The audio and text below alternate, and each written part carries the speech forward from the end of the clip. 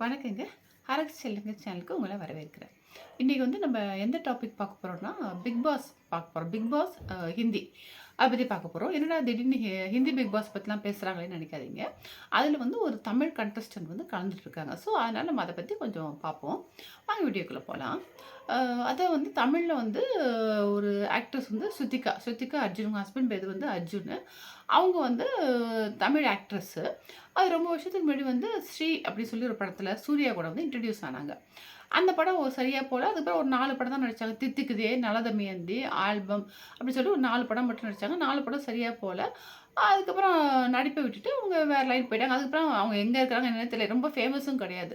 அவங்க யாருன்னா நடிகர் தேங்காய் சீனிவாசன் அவர்கள் இருக்கிறாங்க பார்த்தீங்களா? அவரோட பேத்தி தான். அப்படிதான் வந்தாங்க. நடிப்புனோட அவங்க படிக்க போயிட்டு வேலை, கல்யாணம் அப்படி சொல்லி அவங்க லைஃப் மாறிடுச்சு. அப்புறம் யாருக்கும் அவ்வளோ தெரியவும் தெரியாது அவங்கள. அதுக்கப்புறம் ரொம்ப வருஷம் கழிச்சு, குக் வித் கோமாளி வந்து நடக்குது பார்த்தீங்களா? அந்த சீசன் 3ல வந்து வந்தாங்க. வந்து அவங்க பார்ட்டிசிபேட் பண்ணாங்க.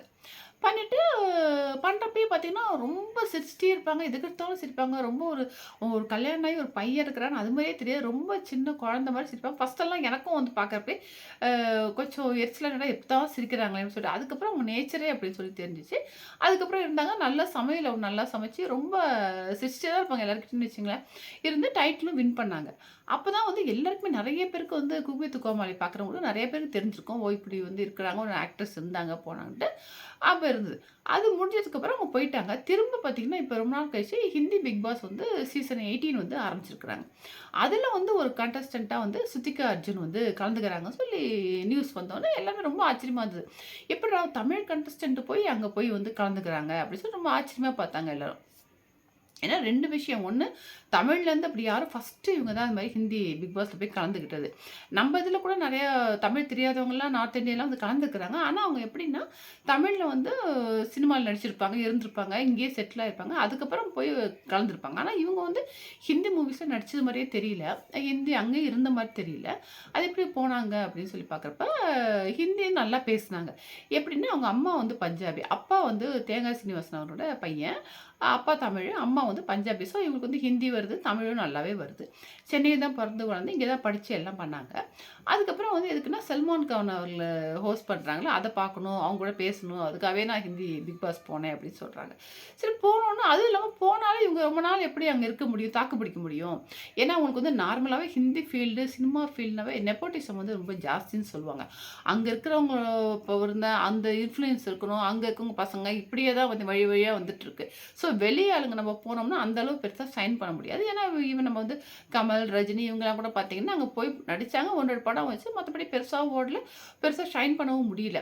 ஆக்ட்ரஸ்ன்னு பார்த்தீங்கன்னா, ஃபர்ஸ்ட்டு ஹேமமாலினி தான் வந்து அங்க போய் நல்லாவே இருந்து, அங்கேயே மேரேஜ் பண்ணிட்டு அப்படி செட்டில் ஆயிட்டாங்க, வந்தாங்க. அதுக்கப்புறம் வந்து ஸ்ரீதேவி மட்டும் தான். அவங்களும் வந்து அவங்க மட்டும் தான் இங்கேருந்து தமிழ்லேருந்து போயி கொஞ்சம் நல்லா சர்வைவ் ஆகி, நல்ல பெரிய ஹீரோயினா ஆகி, அங்கேயே கல்யாணம் பண்ணிட்டு இருந்துட்டாங்க. மத்தபடி யாரும் போனா கூட 1, 2 படம் நடிக்கிறாங்க, போறாங்க ஒழிய, அங்கேயே போய் இருந்து பெருசா வளர முடியல. ஏன்னா, அங்க வந்து நெப்போட்டிசம் வந்து ரொம்ப ஜாஸ்தி. அதனால. அப்படி இருக்கிற சமயத்தில ஆடியன்ஸும் பார்த்தீங்கன்னா, உங்களுக்கு நம்ம தமிழ் கண்டஸ்டன்ட் போனா ஏத்துப்பாங்களா? என்ன? ஏதுன்னு புரியல. ஆனா, அங்க போயிட்டு நம்ம தமிழ் பிக் பாஸ் வந்து எப்ப ஆரம்பிச்சதோ, அன்னைக்கு தான் ஹிந்தி பிக் பாஸும் ஆரம்பிச்சிருக்கிறாங்க. கிட்டத்தட்ட இன்னைக்கும் 60 டேஸ் முடிஞ்சிருக்கு. இன்னைக்கு வரைக்கும் அவங்க வந்து உள்ளார தான் இருக்கிறாங்க. ரொம்ப ஆச்சரியமா இருக்கு. ஃபர்ஸ்ட்டு பார்க்குறப்ப அவங்க பேசுறது, சிரிக்கிறது எல்லாம் பண்றப்ப எல்லாருக்கும் வந்து என்னடா வேணும்னே ஃபேக்கா பண்றாங்க, நடிக்கிறாங்க அப்படின்னு சொல்லி எல்லாமே ஆடியன்ஸ் எல்லாமே பண்ணிட்டு இருந்தாங்க. அதுக்கப்புறம் தான் பார்க்க பார்க்க என்னாச்சுன்னா, சொல்லுவாங்கல்ல ஃபர்ஸ்ட்டு பிடிக்காது, பார்க்க பார்க்க தான் பிடிக்கணுங்கிற மாரி, அதுக்கப்புறம் அவங்களுடைய கேரக்டரு எல்லாம் பார்க்குறப்ப அவங்க குழந்தத்தனமா பேசுறது, அவங்க சென்ஸ் ஆஃப் ஹியூமர் ரொம்ப இங்கேயே வந்து ரொம்ப காமெடியா பேசுவாங்க. சென்ஸ் ஆஃப் ஹியூமரு, ஒரு ஸ்ட்ரெய்ட் ஃபார்வர்டு, அதே மாரி வந்து யாராவது ஒருத்தருக்கு வந்து கோவப்பட்டு பிரச்சனை இருந்தா கூட அவங்களுக்கு ஏதாவது ஒண்ணுனா டக்குனு போய் ஹெல்ப் பண்றது.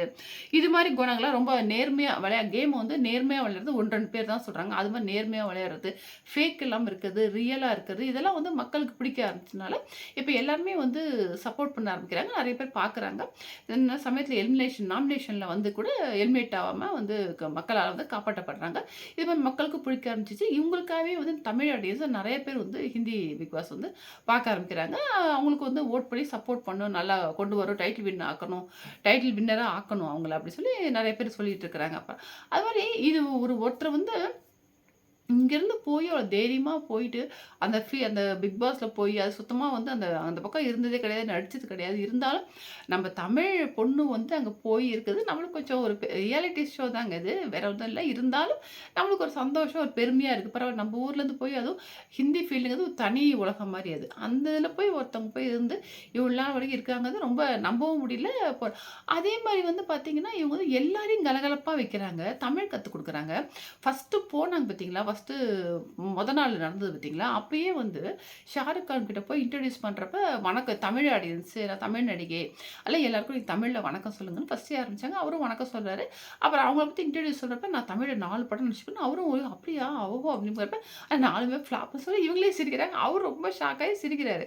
அது மாரி எல்லாரையும் நகைச்சுவை உணர்வால வந்து எல்லாரையும் சிரிக்க வச்சு, அவங்களும் சிரிச்சு எல்லாரையும் சிரிக்க வச்சு, ஒரு புதுசா டிஃபரெண்ட்டா பார்க்குறாங்க ஸ்ருதிகாவ எல்லாரும். அதே மாரி அங்க போய் உட்காந்து பேசுறப்ப, சமயத்துல பேசுறப்ப நடுவுல தமிழ் வார்த்தை. ஏன்னா தமிழே தான் பேசிட்டு இருக்காங்க. டக்குன்னு தமிழ்ல வார்த்தை வரப்ப, பிக் பாஸும் என்னது அப்படின்னு கேட்கிறப்ப, இவங்க பேசிட்டே இருப்பாங்களாம். பேசிட்டே இருக்கப்ப நடுவுல வந்து ஒண்ணும் இல்ல சும்மா பிக் பாஸ் அப்படின்னு என்னது அப்படின்னு மீனிங்னா, அந்த மீனிங் வந்து எக்ஸ்பிளைன் பண்ண வேண்டியது இப்படி. அதே மாரி வந்து எல்லாரும் ஒவ்வொருத்தரையும் வரப்பயும் வந்து சல்மான் கானும் வந்து இவங்க ஹஸ்பண்ட் வந்து பேங்காக் போயிட்டாரு அப்படிங்கிற மாரி சொல்லி கலாய்க்க வேண்டியது. இவர் வந்து இல்லையே சென்னையில கிடைக்காதது என்ன பேங்காக்ல கிடைக்கும் அப்படின்னு சொல்லி ரொம்ப கூலா சொல்றது. அவன் பிக் பாஸ்ட்ட போய் பேசுறப்போ அவங்க அவங்களும் வந்து ஏன்னா இவங்க இருக்கிறனால தான் வந்து அந்த ஷோவே கலகலப்பா இருக்கு. ஆடியன்ஸ்க்கு நல்லா பிடிக்குதுங்கிறனால தான் இவங்ககிட்ட ரொம்ப வந்து நல்லா வந்து பேசுறாங்க. அதே மாரி வந்து அவங்க பேசிட்டு உங்க ஹஸ்பண்ட் வந்து பேங்காக் போயிட்டாரு அப்படின்னா, இல்ல இல்ல அப்படி போமாட்டாரு அப்படின்னோனே, சரி நீங்க ஏதாவது சொல்ல விரும்புறீங்களா? அப்படின்னு சொல்லி பிக் பாஸ் கேட்கிறாரு. அப்ப இவங்க வந்து ஏய் அப்படின்னு சொல்லி நான் சொன்னத அப்படியே சொல்லுங்க தமிழ்லன்னோனே, ஏய்னோனே அவரு ஏய்ன்றாரு.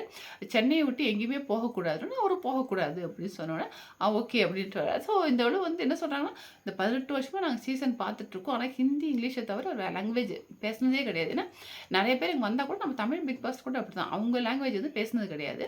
ஃபர்ஸ்ட் டைமா வந்து பிக் பாஸ் ஹிஸ்டரில வந்து இப்ப தான் வந்து வேற லாங்குவேஜ் வந்து பேசி நாங்க பார்க்குறோம் சொல்லி ஆச்சரியமா சொல்றாங்க. ஸோ அது வந்து அந்த ஸ்ருதிகாவுக்குள்ள சப்போர்ட்னால தான் அவங்களும் இப்படி பண்றாங்க அப்படிங்கிற மாரி தெரியுது.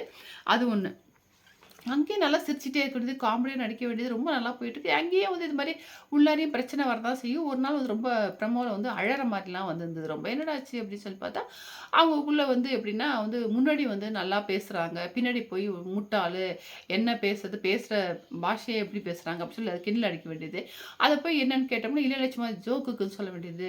அதனால வச்சு நான் அழுதுருக்குறாங்க. அழுதுட்டு எனக்கு ஜோக்குக்கும், கிண்டலுக்கும் வித்தியாசம் தெரியும்னு சொல்லிட்டு, ஆனா இதுக்கெல்லாம் நான் துவண்டு போயிட மாட்டேன். கண்டிப்பா நான் வந்து சர்வைவ் ஆவேன், இங்க இருப்பேன். இதில துவண்டு போய் உந்துர மாட்டேன்னு சொல்லி எமோஷனல் சொல்லிட்டு இருக்கிறாங்க. ஸோ இப்படியும் வந்து நடக்குது.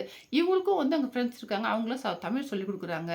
அப்புறம் வந்து என்டர்டெய்னிங்கா வச்சிருக்காங்க எல்லாரையுமே. ஏன்னா மக்களையும் வந்து என்டர்டெயின் பண்றாங்க. நல்லாருக்கு. இப்படி போயிட்டுருக்கு. இவங்க டைட்டில் வின் பண்ணுவாங்களா? அப்படின்னு சொல்லி ஒரு கேள்வி வருது. எல்லாருமே சொல்றாங்க டைட்டில் வின் பண்ணணும்னு சொல்லிட்டு. ஆனா அது எந்த அளவுக்கு சாத்தியம்னு தெரியாது. ஏன்னா அங்க ஆல்ரெடி இருக்கிறவங்கலாம் நெறைய பிஆர் டீம் வச்சிருக்காங்கன்னு சொல்றாங்க. நல்லா ஒரு பாப்புலரான இருக்கிறாங்க. ஆனா எல்லாம் மத்த நெறைய ஃபீல்ட்லேருந்து வந்தவங்க ஆல்ரெடி தெரிஞ்சவங்க எல்லாருக்கும். ஆனா இவங்க தான் புதுசா போயிருக்கிறனால மக்களுக்கு பிடிச்சா கூட வந்து டைட்டில் வின் பண்ண முடியுமான்னு தெரியல. ஏன்னா 100 டேஸ் வேணா இருக்கலாம். ஆனா டைட்டில் வின் பண்ணது கண்டிப்பா ஒரு தமிழ் ஆளுக்கு குடுக்க மாட்டாங்கன்னு நெறைய பேர் சொல்றாங்க. ஆனா நம்ம தமிழ் ஆடியன்ஸ்லாம் என்ன சொல்றாங்க, இல்ல ஓட்டு போட்டு கண்டிப்பா நம்ம ஜெயிக்க வைக்கணும். நம்ம ஓட்டு போட்டாலும் அவங்க யார் சொல்றாங்களோ அவங்க தான் வின்னர். இருந்தாலும் ஒரு 100 நாள் டாப் 5ல வந்துட்டு வந்தாலே பெரிய விஷயம் தான். அத மீறி அவங்க டைட்டில் வின் பண்ணா ரொம்ப ரொம்ப சந்தோஷம். ஏன்னா தமிழ் பொண்ணு போய் ஒரு ஹிந்தி ஃபீல்ட்ல போய் டைட்டில் வின் பண்ணிட்டு வருதுங்கிறது ரொம்ப பெரிய விஷயம். அது நடக்குமான்னு தெரியல. அதே மாரி இது மாரி வந்து ஒரு இன்ட்ரெஸ்ட்டா போயிட்டுருக்குங்க. ஆ இது வந்து அந்த ஸ்ருதிகா அர்ஜுன் வந்து வின் பண்ணுவாங்களா? அப்படிங்கிற மாரி ஒரு கேள்வி இருக்குது. கண்டிப்பா வின் பண்ண வைக்கணும்னு சொல்லி நினைக்கிறாங்க. இருந்தாலும் ஒரு தமிழ் பொண்ணு போய் அங்க போய் ஒரு ஹிந்தி பிக் பாஸ்ல போயிருக்கேன்னு சொல்லி பேசலாம்னு தோணுச்சு. அதுக்காக தான். இதோட இந்த வீடியோ முடிச்சுக்கிறேங்க. ஆ உங்களுக்கு இந்த வீடியோ பிடிச்சிருந்தா லைக் பண்ணுங்க, ஷேர் பண்ணுங்க. சப்ஸ்கிரைப் பண்ணிக்கோங்க. எப்படி இருந்து கமெண்ட்ஸ சொல்லுங்க. Thank you.